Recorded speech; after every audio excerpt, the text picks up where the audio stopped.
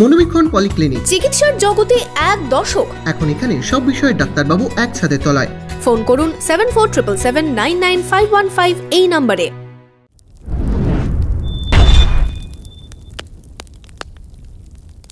আপনার আনন্দে আমাদের উদযাপন, বিয়ে হোক বা পার্টি, বহরমপুরে এবার luxury banquet hall at golden retreat. জেলায় একমাত্র পিলারলেস ব্যাঙ্কোয়েট, আছে স্পা, সালন, ক্লাব মেম্বারশিপের সুযোগও। বহরমপুর শিল্প তালুকে গোল্ডেন রিট্রিট।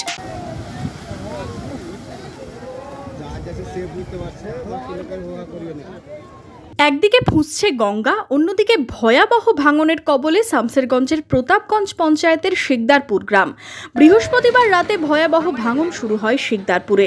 নিমেষে গঙ্গায় তলিয়ে যায় পরপর 3টি বাড়ি। বেশ কিছু বাড়িও ভাঙনে ক্ষতিগ্রস্ত হয়। শুধু ঘর বাড়ি নয়, নদীগর্ভে বিলীন হয়েছে মাটি বাঁধের একাংশ থেকে গাছপালা ও জমি। জল ঢোকার সম্ভাবনাটা নেই, যেহেতু জলস্তরটা সরজমিন থেকে একটু নিচে আসে, ওই জন্য সম্ভাবনাটা নেই। বাড়ি ঘর তলিয়ে যাচ্ছে, এটা একটা সমস্যা আর কি। আমরা দেখলাম যে গ্রামে একটা প্যানিক সৃষ্টি হয়েছে, একেবারে নাকি জল ঢুকে গেছে, এই ধরনের একটা আমরা দেখলাম গুঞ্জন। এটা গুজব একটা, ঠিক আছে, মানুষকে হয়রানি করা একটা গুজব। কিন্তু আমরা তো সরজমিনে এসে দেখলাম এখানে কোনো জল ঢোকার সম্ভাবনা নেই। কিন্তু যে কোনো মুহূর্তে যদি পার্শ্ববর্তী একটা জায়গা আছে পুকুরের সাইডে, ওটা যদি কেটে যায় তাহলে কিন্তু জল ঢুকে যাবে। আর এটা যে কোনো মুহূর্তে হয়তো হতে পারে, সম্ভাবনা খুব প্রবল। শুধু এতটাই হয়েছে যে কিছুগুলো গাছপালা পড়েছে আর কয়েকটা বাড়ি পড়েছে। এখনো গঙ্গার কোনো বাঁধ ভাঙেনি কিংবা জল প্রবেশ কল ঢুকেনি। বাঁধ তো কেটেছে, জল ঢুকেনি। নেতা মন্ত্রীদেরকে দেখা উচিত, কেন যে শামসারগঞ্জের বাসিন্দা বিগত অনেক বছর ধরে এই গঙ্গা ভাঙনের সাথে মোকাবিলা করে আসছে, কিন্তু গঙ্গার কাছে হার মানতে হচ্ছে।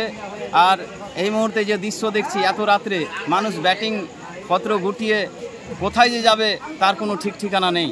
অসহায় মানুষ হয়ে আছে, নীরবতা, কঠিন বিপদের মুখে। বেশ কয়েক বছর ধরেই শিকদারপুরে চলছে গঙ্গা ভাঙন। রাতে অনেকেই আতঙ্কে ঘর বাড়ি ছেড়েছেন। আপনার ধরেন যে বেশ কয়েক বছর থেকে চলছে, তখন মানুষের এত মাথা ব্যথা ছিল না, কিন্তু ইদানিং বাঁধ ভেঙে বাড়ি পড়তে লেগেছে। মানুষ খুব দুঃখে কষ্টের মধ্যে আছে। এই মুহূর্তে মানুষের বাড়িও যাচ্ছে, জমিও যাচ্ছে, মানুষ যাবে কোথায়? এর জন্য আমি প্রশাসনের দৃষ্টি আকর্ষণ করছি, যেন এদের সুস্থ সমাধান করা হোক বা এদের বাসস্থানের জায়গায় করে দেওয়া হোক। আর রাত্রে থেকে প্রচণ্ড হারে ভাঙন, 2টো বাড়ি তলিয়ে গেছে, এখন একটা বাড়ি পড়লো। শুক্রবার সকালে এলাকা পরিদর্শনে আসেন স্থানীয় বিধায়ক আমিরুল ইসলাম। ভাঙন দুর্গতদের সাথে তিনি কথা বলেন। তিনি জানান, প্রাথমিকভাবে বালির বস্তা দিয়ে ভাঙন প্রতিরোধের কাজ শুরু হয়েছে।